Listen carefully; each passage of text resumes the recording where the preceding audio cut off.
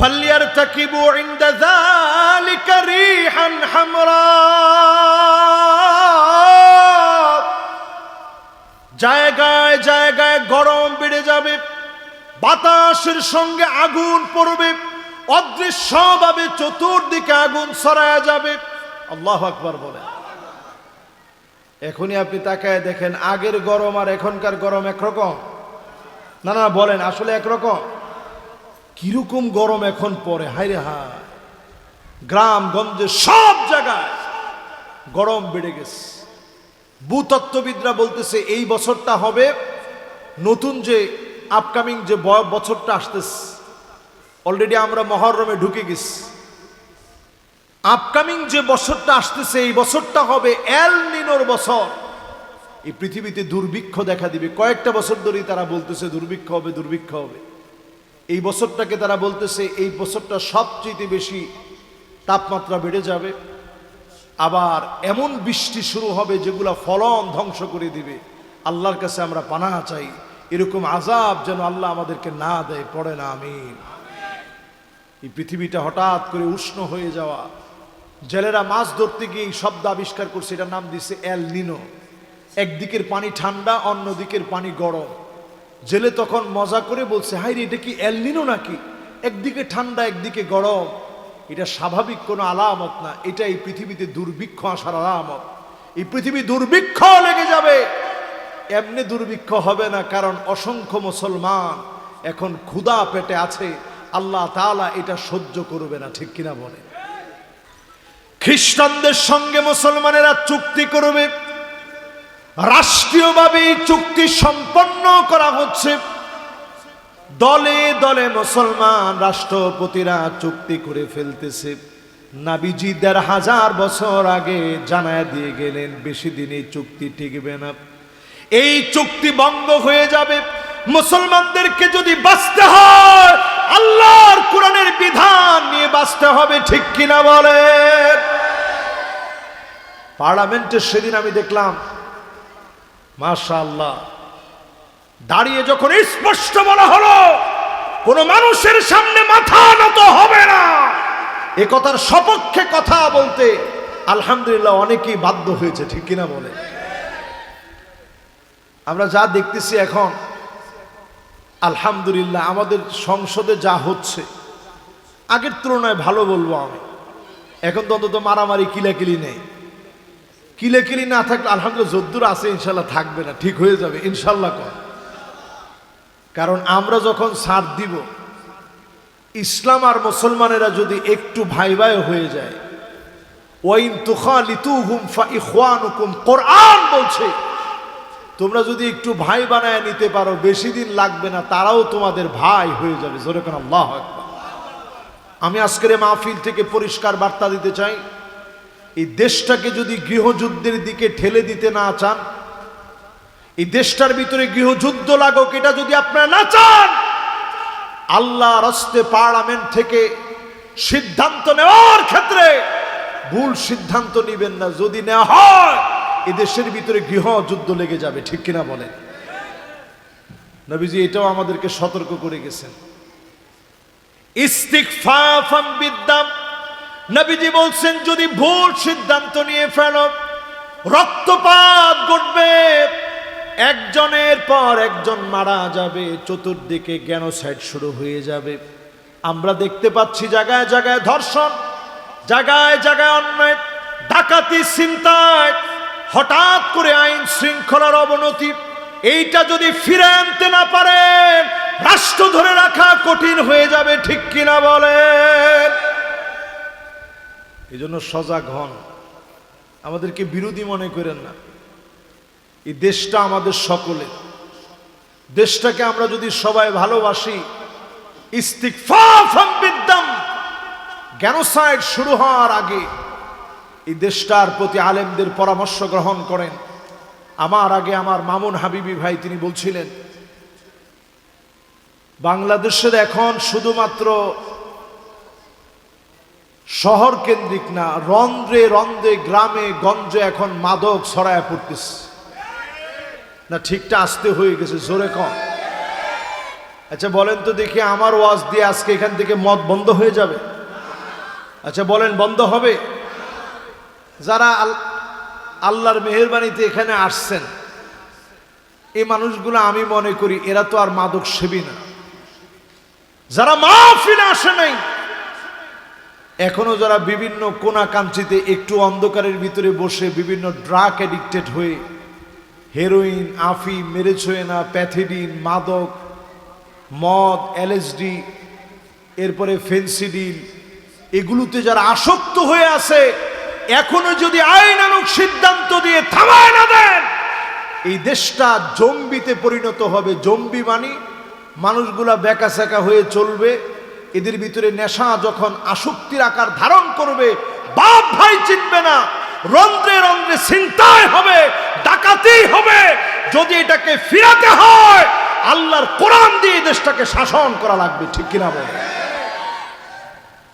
আমি শুধু এই দিকটা বলবো, একটু কোরআনের বিধানটা, এই দিকটা আপনি ফলো করেন। বাংলাদেশে আল্লাহর কোরআনের একটা আইনকে এস্টাবলিশ করেন।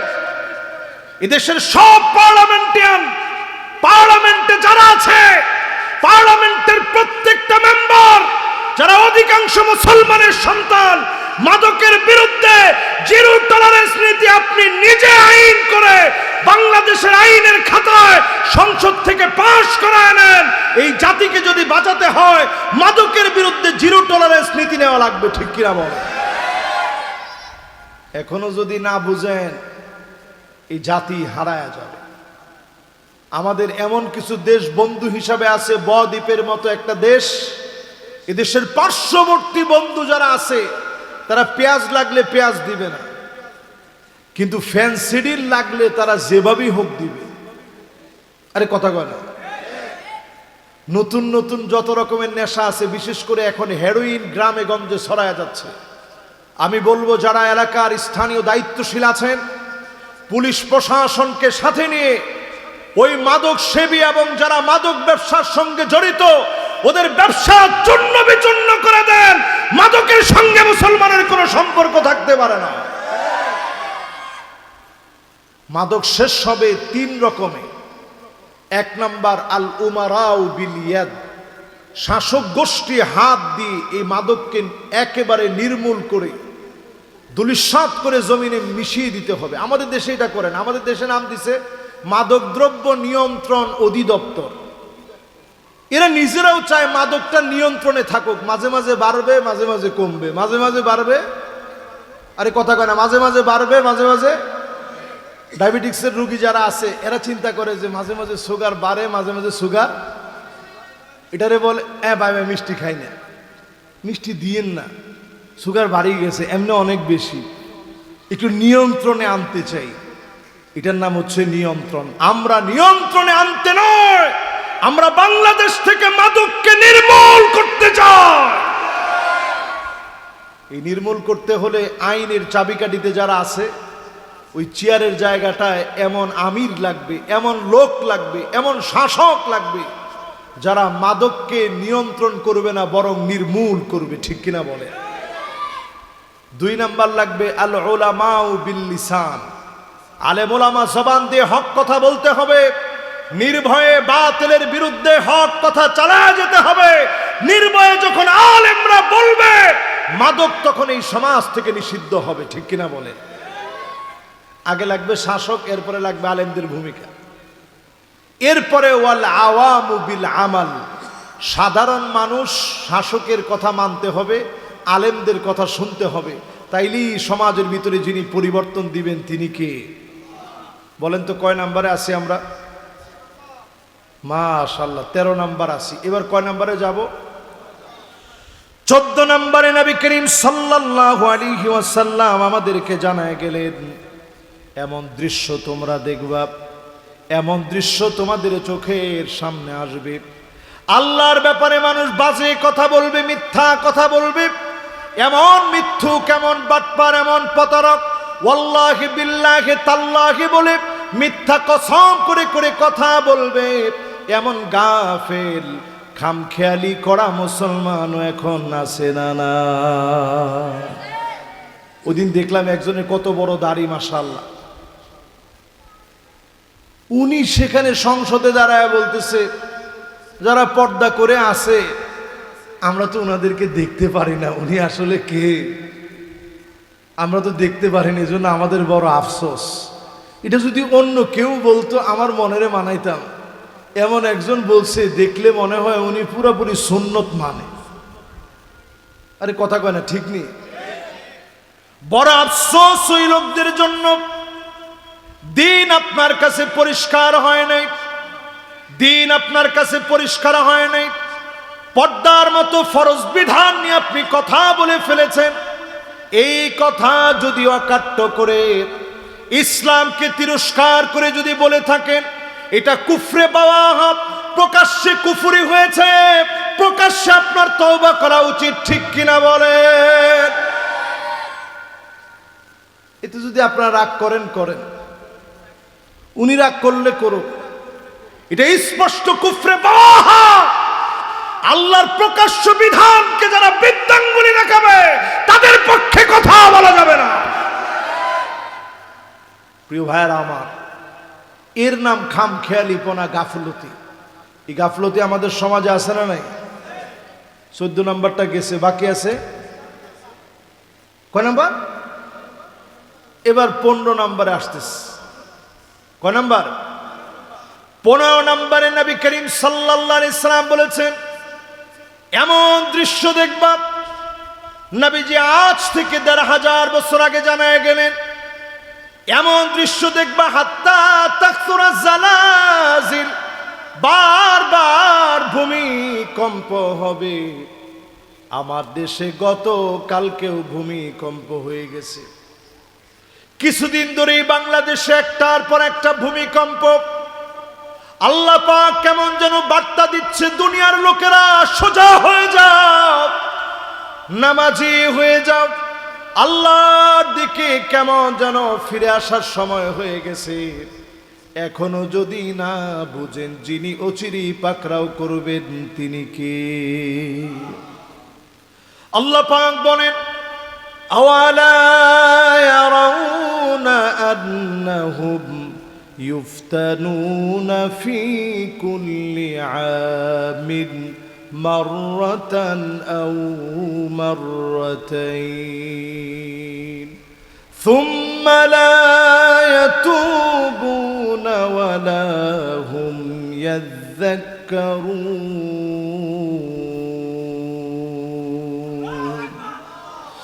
আল্লাহ পাক বলেন, গোলাম শোনো, প্রত্যেক বছরে একবার অথবা 2 বার আমি আল্লাহ তোমাদেরকে পরীক্ষা নেই, আযাব দেই, গজব দেই। আবার আমি আল্লাহ গজব দেওয়ার পরে তোমাদের কাছ থেকে আবার গজবটা উঠাই নেই। আমি আল্লাহ দেখতে চাই কারা তওবা করে, কারা আমার দিকে ফিরে আসে। আজকেও যদি তওবা করে ফিরে আসে, ক্ষমা চাওয়ার মতো ক্ষমা চান, আমাদের কাছ থেকে যিনি আযাব উঠায় নেবেন তিনি কে? ভূতত্ত্ববিদরা বলছে, বাংলাদেশে যে ভূমিকম্পটা হওয়ার আশঙ্কা করা হচ্ছে, এটা 7.8 মাত্রার ভূমিকম্প হবে।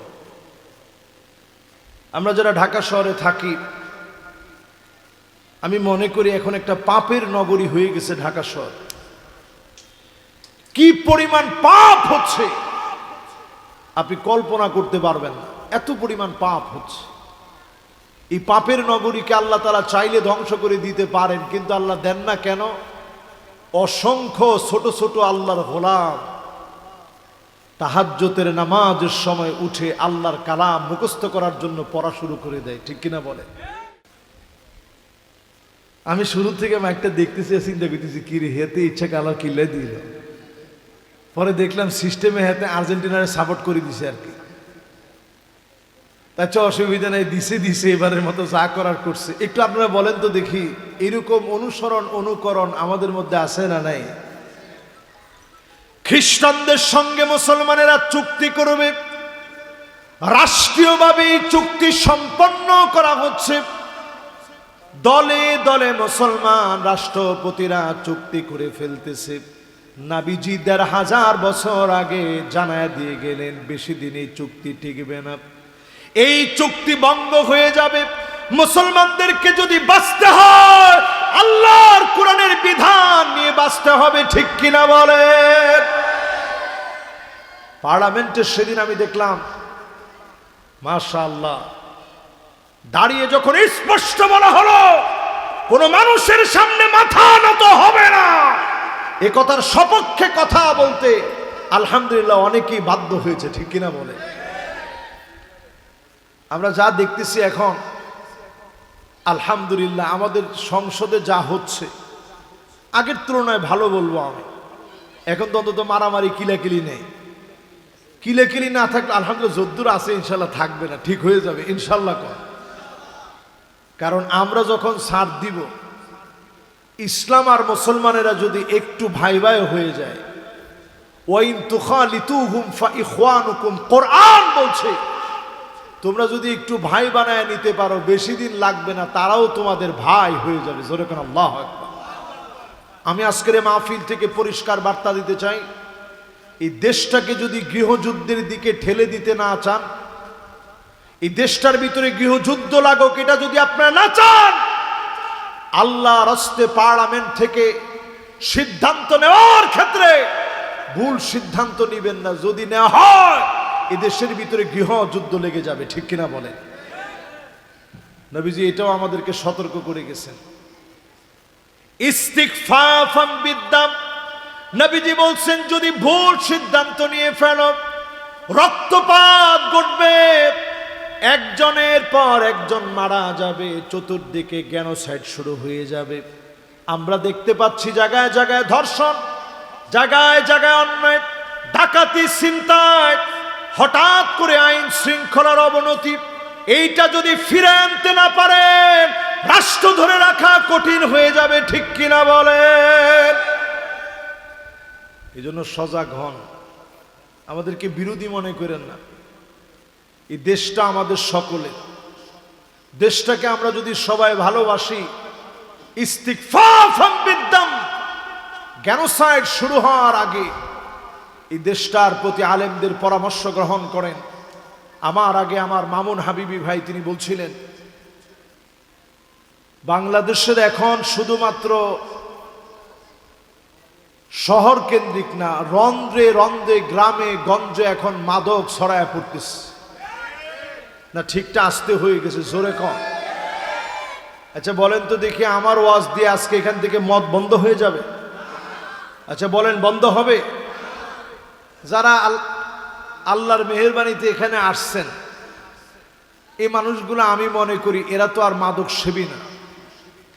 যারা মাহফিলে আসে নাই, এখনো যারা বিভিন্ন কোনা কাঞ্চিতে একটু অন্ধকারের ভিতরে বসে বিভিন্ন ড্রাগ অ্যাডিক্টেড হয়ে হেরোইন, আফিম, মেরেছোয়েনা, প্যাথিডিন, মাদক, মদ, এলএসডি, এরপরে ফেন্সিডিল, এগুলোতে যারা আসক্ত হয়ে আছে, এখনো যদি আইনানুগ সিদ্ধান্ত দিয়ে থামায় না দেন এই দেশটা জম্বিতে পরিণত হবে। জম্বি মানে মানুষগুলা বেকাসেকা হয়ে চলবে, এদের ভিতরে নেশা যখন আসক্তির আকার ধারণ করবে বাপ ভাই চিনবে না, রন্ধ্রে রন্ধ্রে ছিনতাই হবে, ডাকাতি হবে।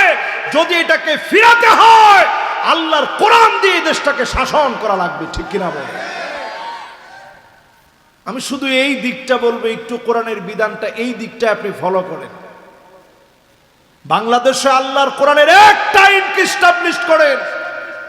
এদেশের সব পার্লামেন্টে যারা আছে, পার্লামেন্টের প্রত্যেকটা মেম্বার যারা অধিকাংশ মুসলমানের সন্তান, মাদকের বিরুদ্ধে জিরো টলারেন্স নীতি আপনি নিজে আইন করে বাংলাদেশের আইনের খাতায় সংসদ থেকে পাশ করায় নেন। এই জাতিকে যদি বাঁচাতে হয় মাদকের বিরুদ্ধে জিরো টলারেন্স নীতি নেওয়া লাগবে, ঠিক কিনা বল? এখনো যদি না বুঝেন এই জাতি হারায়া যাবে।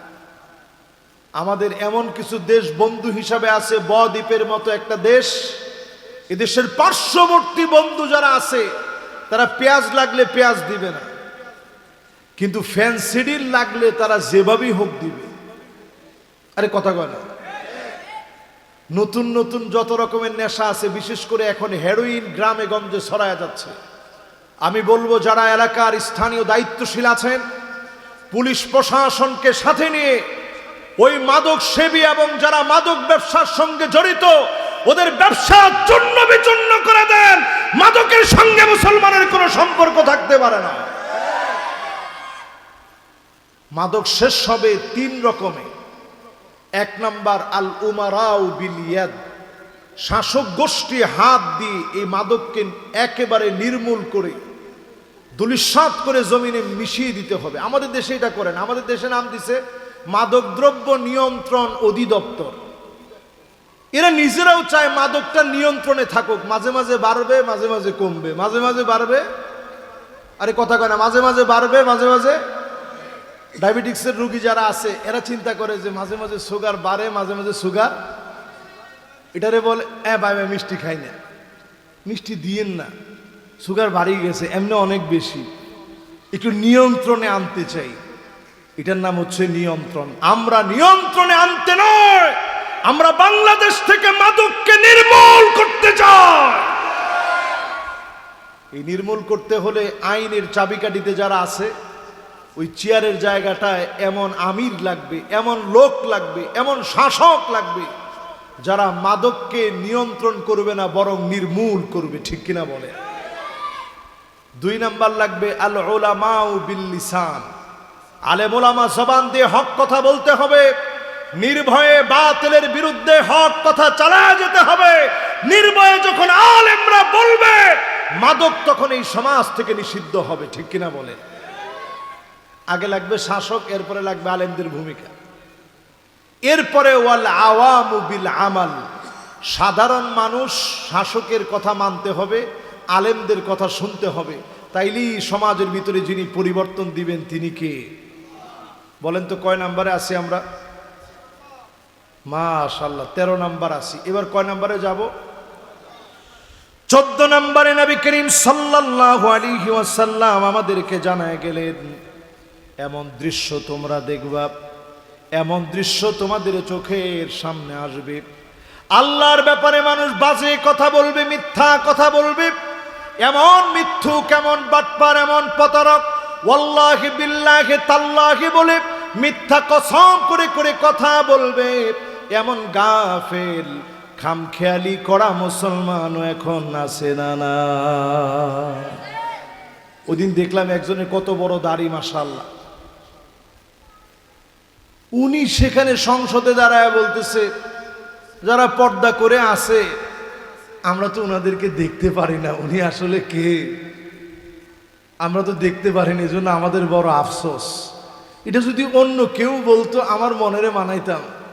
এমন একজন বলছে দেখলে মনে হয় উনি পুরোপুরি সুন্নত মানে। আরে কথা কয় না, ঠিক নেই? বড় আফসোস ওই লোকদের জন্য। দিন আপনার কাছে পরিষ্কার হয় নাই, দিন আপনার কাছে পরিষ্কার হয় নাই, পর্দার মতো ফরজ বিধান নিয়ে আপনি কথা বলে ফেলেছেন। এই কথা যদি অকাট্য করে ইসলামকে তিরস্কার করে যদি বলে থাকেন এটা কুফরে বাওয়াহ, প্রকাশ্যে কুফরি হয়েছে, প্রকাশ্যে আপনার তওবা করা উচিত। ঠিক কিনা বলেন? এতে যদি আপনারা রাগ করেন করেন, উনি রাগ করলে করুক, এটা স্পষ্ট কুফরে বাওয়াহ। আল্লাহর প্রকাশ্য বিধানকে যারা বৃদ্ধাঙ্গুলি দেখাবে তাদের পক্ষে কথা বলা যাবে না। প্রিয় ভাইয়েরা আমার, এর নাম খামখেয়ালিপনা, গাফলতি। এই গাফলতি আমাদের সমাজে আছে না নাই? 14 নম্বরটা গেছে, বাকি আছে কয় নাম্বার? এবার 15 নম্বরে আসতেছে। কয় নাম্বার? 15 নম্বরে নবী করিম সাল্লাল্লাহু আলাইহি সাল্লাম বলেছেন এমন দৃশ্য দেখবা, নবীজি আজ থেকে 1500 বছর আগে জানায় গেলেন এমন দৃশ্য দেখবা, হাত্তা তাকসুরা জালাজিল, বারবার ভূমিকম্প হবে। আমার দেশে গত কালকেও ভূমিকম্প হয়ে গেছে। কিছুদিন ধরেই বাংলাদেশে একটার পর একটা ভূমিকম্প। আল্লাহ পাক কেমন যেন বার্তা দিচ্ছে, দুনিয়ার লোকেরা সোজা হয়ে যাও, নামাজি হয়ে যাও, আল্লাহর দিকে কেমন যেন ফিরে আসার সময় হয়ে গেছে। এখনো যদি না বুঝেন, যিনি অচিরেই পাকড়াও করবেন তিনি কে? আল্লাহ পাক বলেন, আওয়ালা ইয়ারাউনা আন্নাহুম ইফতানুনা ফি কুল্লি আমিন মাররাতান আও মাররাতাইন সুম্মা লা ইয়াতুবুনা ওয়ালা হুম ইয়াযাক্কারুন।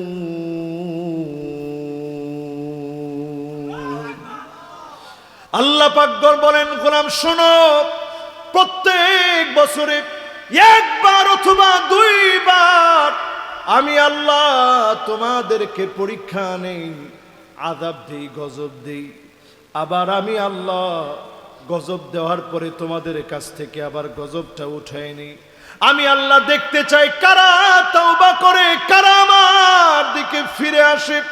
আজকেও যদি তওবা করে ফিরে আসে, ক্ষমা চাওয়ার মতো ক্ষমা চান, আমাদের কাছ থেকে যিনি আযাব উঠায় নেবেন তিনি কে? ভূতত্ত্ববিদরা বলছে, বাংলাদেশে যে ভূমিকম্পটা হওয়ার আশঙ্কা করা হচ্ছে, এটা 7.8 মাত্রার ভূমিকম্প হবে। আমরা যারা ঢাকা শহরে থাকি, আমি মনে করি এখন একটা পাপের নগরী হয়ে গেছে ঢাকা শহর। কি পরিমাণ পাপ হচ্ছে আপনি কল্পনা করতে পারবেন না, এত পরিমাণ পাপ হচ্ছে। এই পাপের নগরীকে আল্লাহ তাআলা চাইলে ধ্বংস করে দিতে পারেন, কিন্তু আল্লাহ দেন না কেন? অসংখ্য ছোট ছোট আল্লাহর গোলাম তাহাজ্জুদের নামাজের সময় উঠে আল্লাহর কালাম মুখস্থ করার জন্য পড়া শুরু করে দেয়, ঠিক কিনা বলে? এই আল্লাহর গোলামদের জন্য আল্লাহর বড় মায়া, এই জন্য আল্লাহ আযাব দিতে গিয়েও দেন না।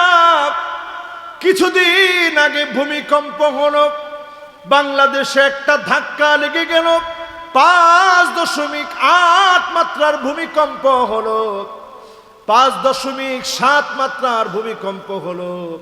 আল্লাহ যদি একটু ঘুরায় দিতেন, যদি 7.5 মাত্রা, 7.8 মাত্রার ভূমিকম্প হতো, অসংখ্য বড় বড় টাওয়ার গুলা সেজদা অবনত হয়ে যেত, রাস্তাঘাটগুলো বন্ধ হয়ে যেত, দেশটা বছরের পর বছর পিছায় যেত।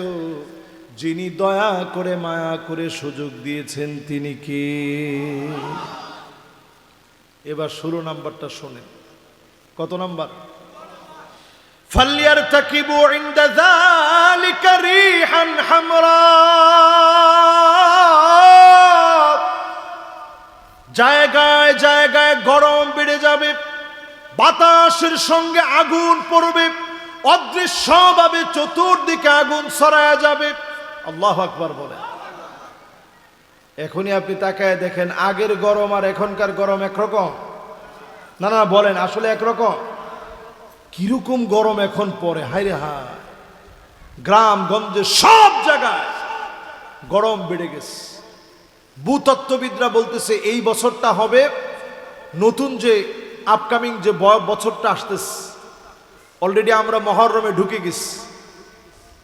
আপকামিং যে বছরটা আসতেছে, এই বছরটা হবে এল নিনোর বছর। এই পৃথিবীতে দুর্ভিক্ষ দেখা দিবে। কয়েকটা বছর ধরেই তারা বলতেছে দুর্ভিক্ষ হবে, দুর্ভিক্ষ হবে। এই বছরটাকে তারা বলতেছে এই বছরটা সবচেয়ে বেশি তাপমাত্রা বেড়ে যাবে।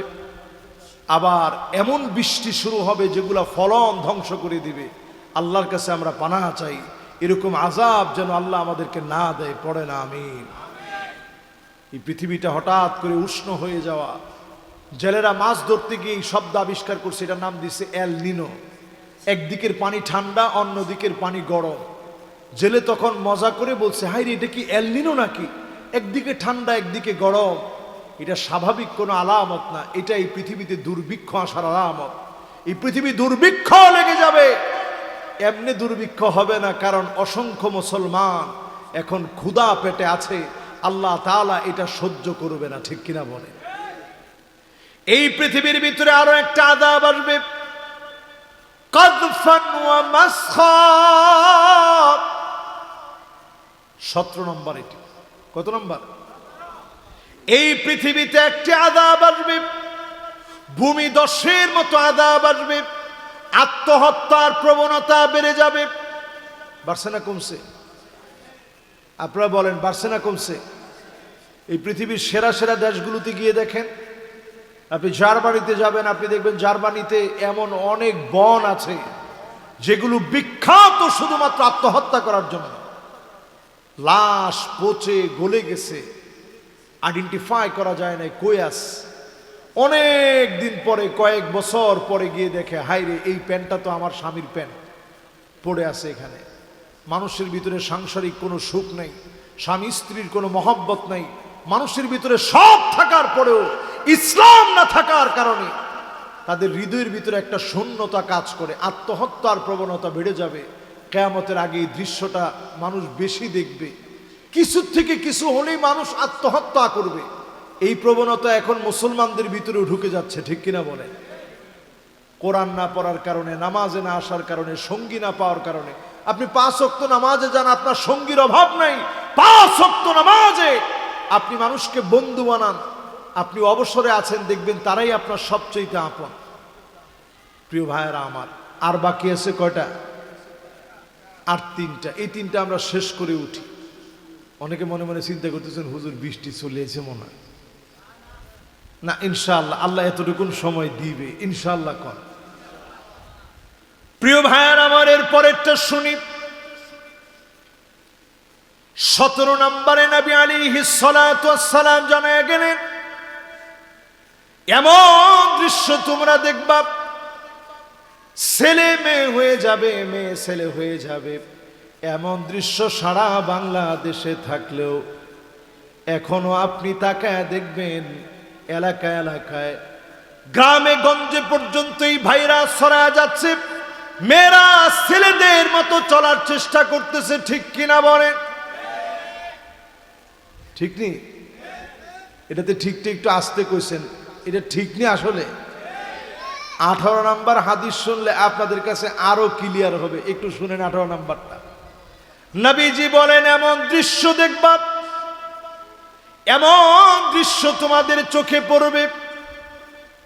নবীজি বলতেছেন, যেইভাবে করে একটা নির্লজ্জ পশু যেইভাবে করে জ্ঞান না থাকার কারণে যেইভাবে করে জনসম্মুখে যৌন লিপ্সায় লিপ্ত হয়ে যায়, এইভাবে করে পশুর মতো মানুষ লিপ্ত হয়ে যাবে। জায়গায় জায়গায় হাত্তা তাসুদা ফিত তরিক, রাস্তায় রাস্তায়, রাস্তায় রাস্তায় হিমারের মতো, পশুর মতো, গাধার মতো যৌন লিপ্সায় লিপ্ত হয়ে যাবে।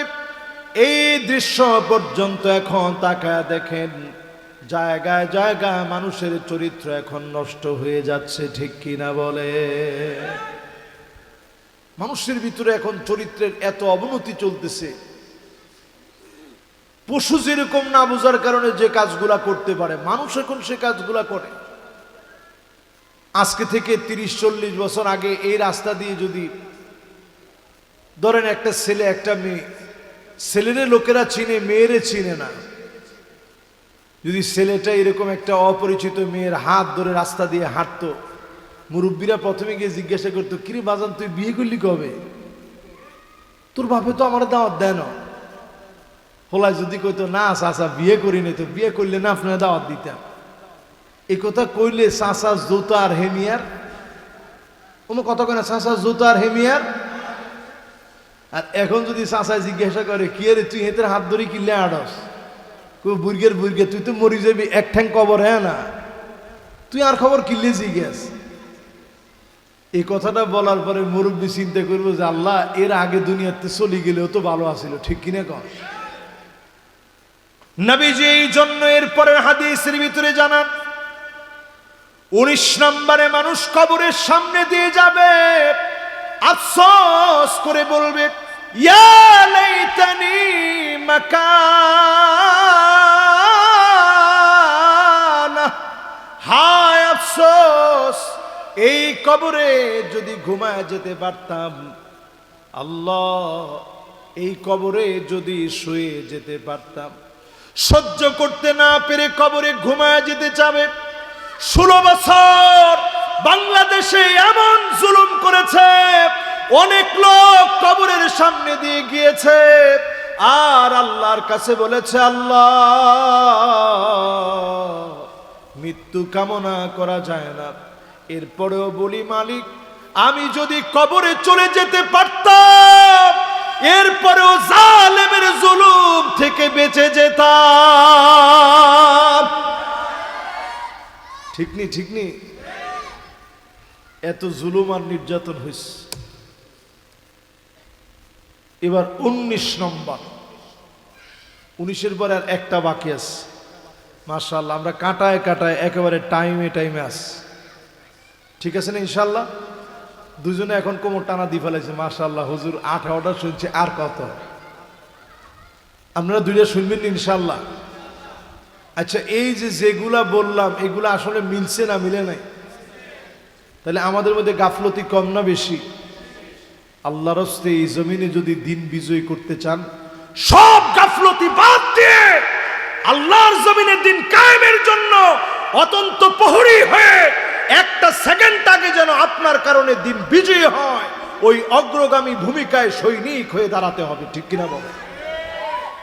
পিছায় থাকার সুযোগ নেই। কত নম্বরে আসছে এখন? 19 নম্বর শোনেন। 19 নম্বরে নবীজি বলেন, হাত্তা তাদতরিবা লিয়াতু নিসাই দাউসি, কোমর দুলায়া মুসলমানের মেয়েরা নাচবে, জায়গায় জায়গায় কোমর দোলায়া নাচবে, নাচের অনুষ্ঠান হবে, নৃত্য অনুষ্ঠান হবে। আইয়ামে জাহিলিয়াতের সময়ের ওই বড় বড় অনুষ্ঠানগুলোর মতো নৃত্য অনুষ্ঠান করবে, নাচ গানে মেতে পড়বে। এমন অনুষ্ঠান এখন বাংলাদেশে একেবারে না। আল্লাহর পাকড়াও সহজ হবে না। ফালাম আন্নামা ইউরিদুল্লাহু আন ইউসিবাহুম বিবাদি যুনুবিহিম, আপনার এই জুলুম অত্যাচার অন্যায়ের কারণে আবার আল্লাহ আপনারে পাকড়াও করবেন। জালেমদেরকে যেমন পাকড়াও করেছেন, আবার যিনি পাকড়াও করবেন তিনি কে? এরপরে 5 নম্বর আল্লাহ বলেন, ওয়া ইন্না কাসীরাম মিনান নাসি লাফাসিকুন, নিশ্চয় অধিকাংশ লোকেরা অবশ্যই ফাসিক। যারা অবশ্যই ফাসিক তারাই আল্লাহর কোরআনের বিরুদ্ধাচরণ করবে। ঠিক কিনা বলেন? আল্লাহ একজন দুইজন লোককে বলেননি। আল্লাহ বলেন নাই ওয়া ইন্না বা'দান নাসি লাফাসিকুন ওয়া ইন্না নাফারাম মিনান নাসি লাফাসিকুন। আল্লাহ বলছেন অধিকাংশ লোক নিশ্চয় ফাসিক হবে। এজন্য ফাসিকের মিছিল যত বড় হোক না কেন, আমি ইমানদার ফাসিককে সমর্থন করতে পারি না। এরপরে আল্লাহ রাব্বুল আলামিন বলেন, আফা হুকমাল জাহিলিয়াতি ইয়াবগুন, এই কথা আবার তোমরা বলো না আগেই ভালো ছিল। কিছু কিছু লোক দেখবেন এখন রাস্তায় হাঁটে আর বলে, দূর হুজুর এত কিছুর কি দরকার ছিল, আগেই তো ভালো ছিল।